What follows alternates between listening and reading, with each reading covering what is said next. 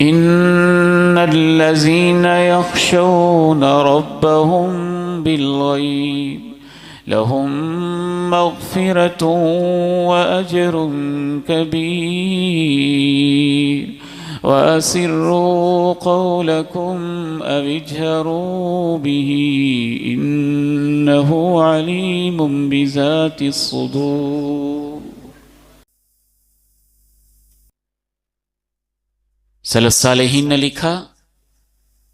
اگر تم اپنی تنہائیوں میں بے باک ہو اور پھر بھی پردے پڑے ہوئے ہیں، تنہائیوں میں تم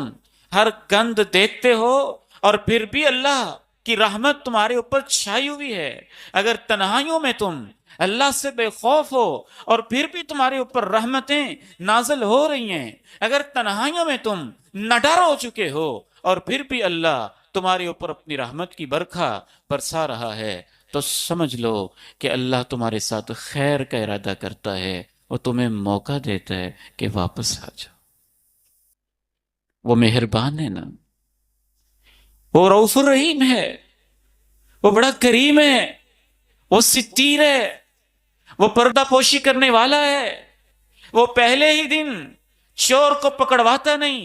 وہ پہلے ہی دن بدکار کو بدنام نہیں ہونے دیتا، وہ پہلے ہی دن کسی بھی ڈاکو کو اس طرح سے بدنام نہیں ہونے دیتا، وہ موقع دیتا ہے اب آ جائے، اب آ جائے، اب آ جائے، لیکن جب وہ واپس نہیں آتا ہے پھر ایک دن آتا ہے کہ وہ ذلیل کر دیتا ہے۔